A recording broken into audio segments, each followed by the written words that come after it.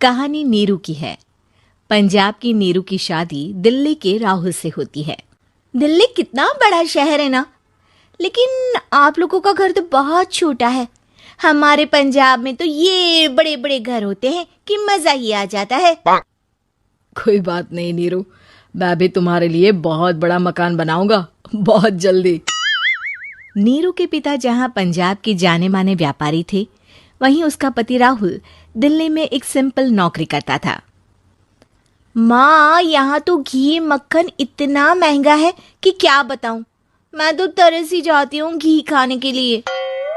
नीरू की माँ को ये सुनकर बहुत दुख होता है। मेरी बेटी को घी नसीब नहीं हो रहा है और ये बहू यहाँ बैठकर घी में शक्कर डाल रही है। देख वनिता, मैं साफ कह रही हूँ, इस घर में जितना घी आएगा उतना ही मेरी बेटी के घर दिल्ली भी जाएगा। अरे ये क्या बात होती माँ जी, बेटी का उतना ही करो जो अच्छा लगे। अब क्या मायके से घी और मक्खन तक की सप्लाई करोगी आप? हाँ, मेरी बेटी किसी चीज को तरसे मुझसे बर्दाश्त नहीं होता। अब क्या था, नीरू के मायके में 2 किलो घी आता तो 2 किलो दिल्ली जाता नीरू के पास। एक दिन, माँ बड़ी गर्मी पड़ती है दिल्ली में। इस घर में तो एक ही एसी है और वो भी ड्राइंग रूम में। सारा परिवार एक ही कमरे में सोता है। हाँ बेटा, वो तो हर घर की कहानी है। यहाँ भी एक ही एसी है। अरे बिल इतना आता है कि क्या बोलूं। तभी वहां राकेश आ जाता है। माँ, थोड़ी देर में यहाँ कुछ प्लम्बर आएंगे मेरे कमरे में एसी लगाने, जरा ध्यान से लगवा देना ना माँ। ओए, ऐसे कैसे तेरे कमरे में एसी लगेगा? हाँ राकेश, एक बार बात तो कर लेता। अरे पापा, वो वनिता को गर्मी में नींद नहीं आती। ड्राइंग रूम में सबके साथ सोने में वो अनकंफर्टेबल है, इसलिए। अरे पूरे परिवार के साथ वहां तेरी बहन नीरू भी तो सोती है, वो नहीं हो रही क्या अनकंफर्टेबल? समझ रहा है ना? अगर एसी लगेगा तो एक दिल्ली में तेरी बहन के कमरे में भी लगेगा, तभी तू लगा सकेगा। राकेश वनिता को सारी बात बताता है। वनिता करती भी क्या, मन मारकर बैठ जाती है। माँ, ये लोग ठीक नहीं है, क्या करूं मैं? अरे बेटी, यहाँ आ जा, तू यहाँ आकर रह ले। अरे छोड़ दे ऐसे पति को। कैसे छोड़ दूं माँ? समाज क्या कहेगा, लोग क्या कहेंगे? वैसे भी मेरा एक बेटा है मयंक। अरे हटा बेटा, तेरी उम्र ही क्या है, इतनी परेशान रहेगी तो काम कैसे चलेगा। खैर, बात आई गई हो जाती है। माँ को लगता है कि नीरू ठीक है, तो वहीं नीरू के मन में एक ही लाइन चल रही होती है, यहाँ आजा। माँ ने तो बोल ही दिया है कि यहाँ आजा। बस मयंक थोड़ा सा बड़ा हो जाए, इन गरीबों को छोड़कर मैं वापस माँ के पास ही चली जाऊंगी। वो इसी सोच में बाजार में चल रही थी कि मैम, आपका दुपट्टा जमीन को छू रहा है। नीरू जैसे ही उस लड़के की तरफ देखती है, देखती ही रह जाती है। हाय रे, कितना सुंदर लड़का है ये। अब क्या हुआ? मैंने कहा आपका दुपट्टा। तो खुद ही उठाकर दे दो ना। लड़का समझ जाता है कि नीरू उस पर फिदा हो चुकी है। वो उससे उसका नंबर लेकर चला जाता है। अब क्या था, नीरू और रोहित में लगातार बातें होने लगती है। मैं हरियाणा का रहने वाला हूँ, यहाँ एक बड़ी कंपनी का मैनेजर हूँ। अच्छा, और कितने बच्चे हैं तुम्हारे? बच्चे?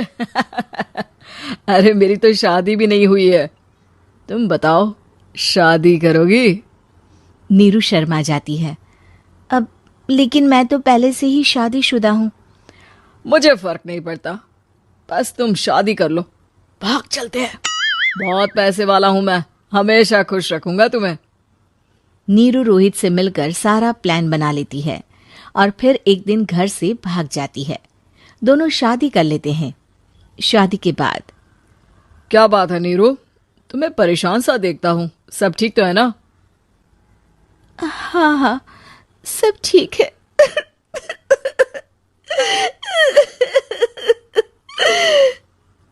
ये कहते कहते ही वो रोने लगती है। अरे क्या हो गया, रो क्यों रही हो? मैंने तुमसे एक बात छुपाई है। और वही बात अब मुझे परेशान कर रही है। रोहित, मेरा एक बेटा भी है, उसका नाम मयंक है। क्या बात कर रही हो? ये तुमने मुझे पहले क्यों नहीं बताया? देखो नीरू, मेरी माँ को मैंने ये नहीं बताया है कि तुम शादीशुदा हो। बच्चा मैं मैनेज नहीं कर पाऊंगा। नीरू को समझ में नहीं आता कि वो क्या करे। तुम उस बच्चे को अपनी माँ को क्यों नहीं दे देती? नीरू चुपके से माँ को फोन करती है। माँ, क्या मयंक को तुम रख सकती हो? बेटा, मैं राकेश के साथ बात करती हूँ। आखिर घर का बेटा वही है, जो वो बोलेगा।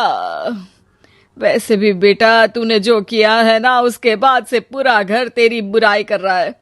मैं भी अब किसी से तेरे लिए लड़ नहीं सकती। राकेश बेटा, नीरू ने तो जो किया बहुत ही बुरा किया, लेकिन मैं सोच रही थी कि क्यों ना मयंक को हम यहाँ ले आए। तभी वनीता बोल पड़ती है। वाह जी, ऐसे कैसे यहाँ ले आए? यहाँ क्या भंडारा भरा है? और जिस बच्चे की माँ ने नहीं सोचा, उसके लिए हम क्यों सोचे? नीरू को एक बार तो अपने बच्चे के बारे में सोचना चाहिए था ना। अरे लेकिन तेरे पास भी तो लड़का नहीं है ना वनीता। माँ, वनीता ठीक बोल रही है। कल को वो बड़ा होकर इसी घर का हिस्सा मांगेगा तो हम क्या करेंगे? माँ कहती भी तो क्या, वो चुप रह जाती है। वहीं नीरू का पहला पति कहता है। माँ, अगर आज भी वो वापस आ जाए तो मैं उसे माफ कर दूंगा। बेटा, गरीबी चीज ही ऐसी है, क्या करेगा? तू तो अब मयंक का सोच। वो बेचारा तो बिना माँ का हो गया। मयंक के खातिर तू दूसरी शादी कर ले बेटा।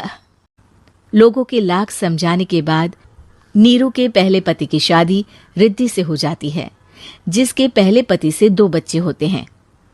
देखो जी, मैंने शादी सिर्फ बच्चे के खातिर की है। मैंने भी शादी सिर्फ बच्चों के खातिर की है। वहीं नीरू के दूसरे पति के मन में ये बात घर कर जाती है कि नीरू एक मासूम बच्चे को उसके खातिर छोड़ कर आई है। अब देखो नीरू, मुझे लगता है कि जो औरत अपनी कोख का बच्चा छोड़ सकती है, वो तो कुछ भी कर सकती है।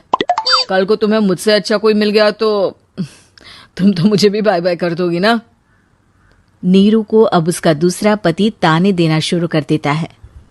तंग आकर नीरू उसके यहाँ से भागकर अपने पहले पति के पास चली जाती है, लेकिन ससुराल में क्या लेने आई है नीरू, मयंक को? नहीं नहीं सासू माँ, मुझसे गलती हो गई, मुझे माफ कर दीजिए। नीरू, अब वक्त खत्म हो गया है, मेरी शादी हो चुकी है। तो छोड़ दो ना उसे, हमारा बच्चा है। मैं आपको अपनी माँ नहीं मानता, मेरी नहीं मान तो बात अच्छी है। नीरू मयंक की बात सुनकर समझ जाती है कि उसके पास अब न आसमान रहा ना ही जमीन।